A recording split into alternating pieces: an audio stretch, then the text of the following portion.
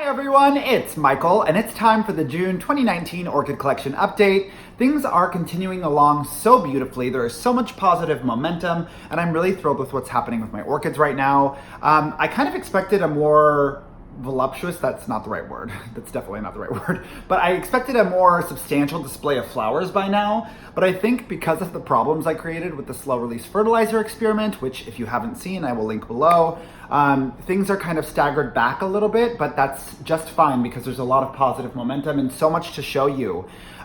Big themes of this month have been die or do something. I feel so insensitive when I say that, but truthfully, there are some plants in my collection that I just, either you need to be okay or you need to just die. I don't have the emotional constitution to throw away a plant that I think could recover, but sometimes I wish I did because it's just, I mean, specifically my Zico Pendulums, you'll see. It's just like, make up your mind. Are you okay? Are you not okay? Are you on the mend? Are you not on the mend? It just makes me insane.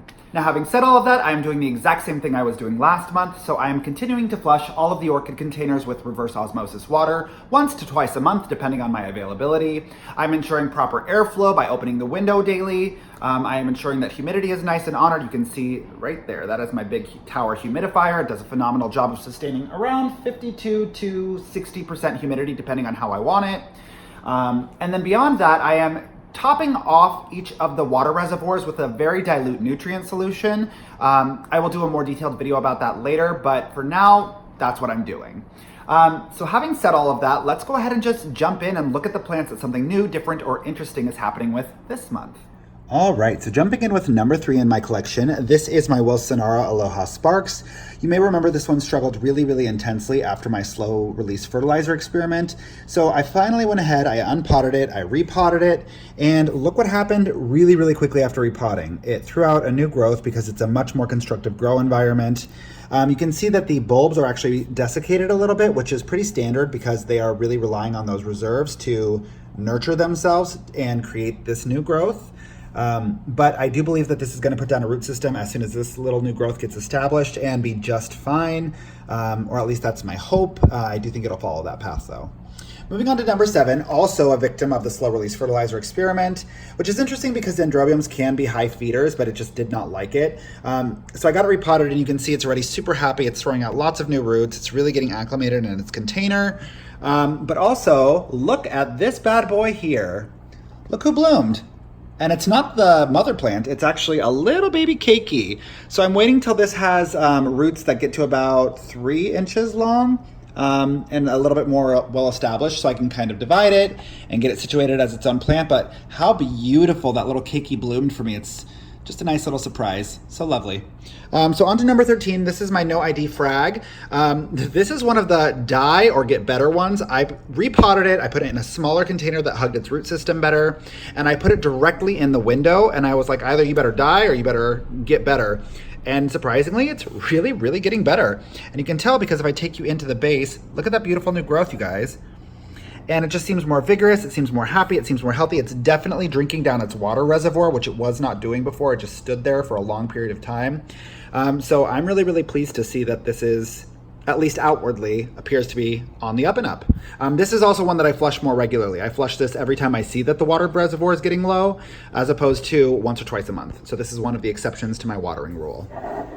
On to number 16. This is my Dapper Dots Nicolasa Tavares Catasetum. And just, I might as well just call you Big Bertha. Jeez, look at you. I already discussed how next, or at least at the end of this grow season, I'm going to divide these down. But the plant has gotten so big, you guys. Look how giant. So I thought I did amazing with this new growth last year. Look at this, like what? It is just going ape shit. This one also aborted all 3 of its flower spikes this year. So I think that, honestly, I don't really know how things are going to go, but I feel really optimistic for the next round of flower spikes because I know better what to expect. I know better when to kind of move them out of direct sunlight. So hopefully it doesn't blast the way it did last year or this year.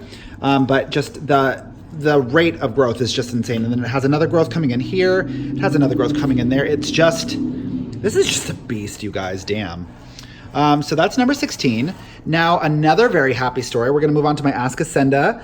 So this one was in semi-hydro forever and ever. I'll link the video below where I transitioned it to basket growing culture. But look at this luscious root system, you guys. It has just been so pleased and so happy to finally get out of semi-hydro. And again, it survived in semi-hydro, but surviving is not thriving. Look at these green root tips everywhere. Look at how it's gripping the basket. Look how happy and quickly it's thrown out a giant root system that it never had in the 2 years I had it in semi-hydro prior. So again, this is evidence to the fact that, yes, I think a lot, or maybe even most, orchids can grow in semi-hydro, but just because they can doesn't mean they should. And that's one of the big paradigm shifts for me this year as an orchid grower. So that is number 17, my Ascocenda, Betty Steele Carmela. Now on to another extension of the die or get better story. So here's my Zico Pendulum, number 17. I've had it, I'm sorry, this is number 18. I've had this for so long, and it's never ever quite thrived for me. You can see all of the new growths that died off and died off and died off. But now all of a sudden, look at all of these out of nowhere, just quite suddenly is putting out all of these new growths. But it's done this before. It puts out new growths, and then at some point they turn and then they just start to rot. So I actually think that I am going to get this repotted. I will probably film a repot video on it so we can kind of take a look at what's going on in the root system. And I might pull a number 13 on this. I might just put it in direct sunlight and say, you know what, it's time to either grow or die. I obviously want to see it succeed because it's been in my collection. It's one of the oldest orchids I have in my collection. I'm getting frustrated with it never being okay and not knowing. It gives me a sense of powerlessness when I can't seem to impact it. So hopefully some minor tweaks and a repot will do the trick, and I will absolutely keep you posted on that. Now we're going to move on to number 20. This is my Bulbophyllum Ambrosia, another one that has done so little for me since I've had it. Now I did have this mounted on a plastic slab with sphagnum moss, and it just was drying out too quickly. It needed more moisture. So I just decided, you know, I'm going to explore putting it in basket culture and see if it likes it as much as my Ascocenda did. And surprise, surprise, it does. It loves it. Look at this new growth that it's coming off of, or the new growth that is coming out of its base right there. And then also, I think I repotted it without knowing. And it might have aborted, I'm not sure, but at the very base, there's a little flower spike growing in, and it's never ever spiked for me before. So I think that this is really promising. It definitely wants to grow pendant. It definitely wants to have a lot of moisture, but a lot of airflow. So I think this is a much better fit for my bulbos. I don't know why I didn't really consider this as a possibility before, but now I'm like really interested in basket culture. It seems to be a functional fit for a lot of the orchids that just have not cooperated with me in semi-hydro. Now we're going to jump to number 28. We all know her. We all love her. She's doing amazing. Her adaptation after the division has gone really well. If you haven't seen that video, I'll link it below. But this right here is a new growth. Down here is a brand new growth as well, right by my middle finger. She's just doing great. Lots of new root tips. Finally ventured down into the potting medium and is actually drinking up her water reservoir, which is really positive. I'm thrilled to see that happening. So she's doing awesome, and I'm glad to have you back at your full grow capacity, sweet little angel. We're going to jump over to number 29. This is my Eulophia petersi. Now, it's so funny. I just bought succulent mix because this did nothing for me for so long. But another scenario where I just said, I'm going to put this in the window and see what happens. Quite suddenly, it's doing amazing. And look how much the new growth isn't even mature yet, you guys, but look how much it dwarfs the previous year's growth. This to this. That was last year. This is this year. It's pretty insane. So I'm going to allow this to keep growing as it has been. I don't want to interrupt it now when it's finally starting to see some momentum. But I think when it goes dormant again during the winter, I will unpot it and get it potted into succulent mix. I think it'll do better there, but I'm impressed. See, this is always the gamble for me. This is the trouble that I have with semi-hydro. It's always a question of, okay, does it not like this grow method, or is it just going to take years to adapt? Because some of them just do. But after a long and hard-fought battle, they just quite suddenly adapt. It's kind of how I feel about my Zygo, too. I know it can do well in semi-hydro, but it just hasn't. But we'll kind of see how things progress from here. Now moving on, this is number, I believe, 33, my Dendrobium tangerinum. I've also repotted this one because it was a victim of the slow-release fertilizer experiment. I don't know if it's too far gone. It's interesting because nothing is yellowing, nothing is dying back, nothing is desiccating, but it doesn't appear to be using its water reservoir. It doesn't seem super happy, but who knows? I mean, orchids just surprise you, man. So I don't know what's happening with this one. It's not showing me any progress or momentum in either direction, positive or negative, but we'll just keep an eye on it. Picking back up with number 36, this is my Fred Clarkiara After Dark SVO Black Pearl. Now, I was struggling with spider mites on this one for a while, and I wasn't quite sure how to handle it, but some of you directed me to Danny, Miss Orchid Girl's, tutorial on using paraffin oil and a dilute solution to suffocate them. And I did it, and it worked like a charm. So let's just take a moment. Everyone, let's celebrate Miss Orchid Girl Danny. I don't care how many YouTubers there are. She is mother to us all. She has painstakingly cultivated so much content for us. I continue to defer to her. She has given me so many resources and so many answers that I would have never arrived at myself.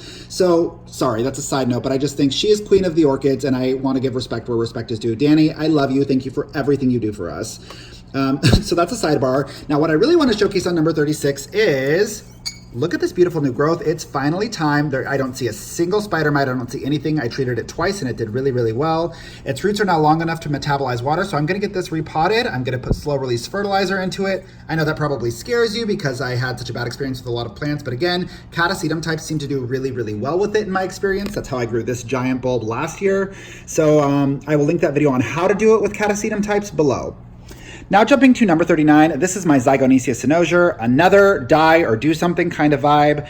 So this one, all of its leaves fell off, and then it started to put out these new growths, and then the new growth started to like tilt, and then a lot of it died off. So I was finally like, okay, maybe this is its time, like it's gonna finally give up. And then as soon as I think it's gonna give up, look at this, new growth. New growth. Make up your mind. I don't know what to do with you. I believe it was Michael McCarthy who suggested that I divide this and put 1/2 in sphagnum moss, 1/2 in semi-hydro and see what happens. That might just become an experiment, but the issue is, you guys, I have so effing many plants. I don't even know what to do with myself. It's too much.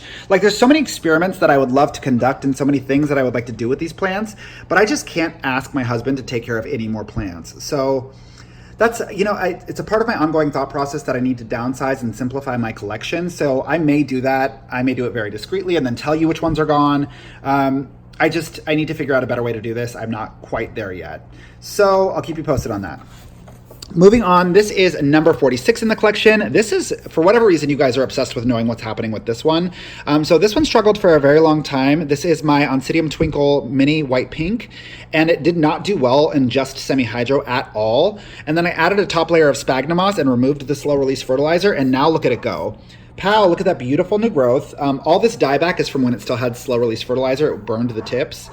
And also, if I take you in down here, you can see just barely a little baby coming in. So that's really exciting. It does seem to be doing much better ever since I took the slow release fertilizer out and added that top layer of sphagnum moss. So that's what's going on with number 46. On to number 48, this is my Cymbidium Murasaki sinense. This one was also not doing well with slow release fertilizer, and I'm astounded at how quickly it bounced back and started to put down its new root system after I repotted it. And also, it has a new growth on the way. So this one seems to be doing really well. I'm not sure that this is gonna flower for me though. I mean, it put out a really prolific new growth, but my concern is, I don't know if Cymbidiums really need that temperature drop. I don't know if they will bloom for me in a domestic environment because I cannot give it the temperature drop that it needs classically. So I'm curious to know if I can give it a dry winter rest, just like I do with my Catasetums to induce blooming or other plants. But I'm hoping I can do that, but we will see. Again, it's an extension of the just because it can grow in semi-hydroponics doesn't mean it should grow conversation. So I will map that out in the coming year or two. I don't know. Just stay tuned and we'll figure out what the hell is going on. Now we're going to jump to number 49. This is my Bert Field Eileen Miltoniopsis. And another one that I just don't know what the hell to do, you guys. It had this beautiful new growth coming in. I have it in a really cold, high humidity area. I have it right next to the AC. So it is getting that drop down to where it wants to be. And the new growth was doing really well, then slowly started to rot and died back. So I don't know what to do with you. I know that it doesn't want direct sunlight. I know it doesn't want to be in any particularly warm environment. So I just am kind of befuddled as to what to do with this. This water bottle is a reminder for me to go to, my wedding Phalaenopsis. So all 5 of these I consider number 51. They are from my wedding with Justin. Now, something interesting you can see, look at that beautiful flower spike. But odd thing is only one of them spiked. So these have done everything in perfect unison since I've had them. So they put out new leaves all at the same time. They do everything at the exact same time. So when I saw this flower spike pop out, I assumed that I would see it with all 5. This is the only one that has spiked. This one has come a really long way. And I think it's the only one that, well, I don't know it's the only one that will spike, but it's the only one that decided to. Now, the only variable that I can see visibly is, look at this. It has put out really, really expansive aerial root system. You can see it even coming in from the back here.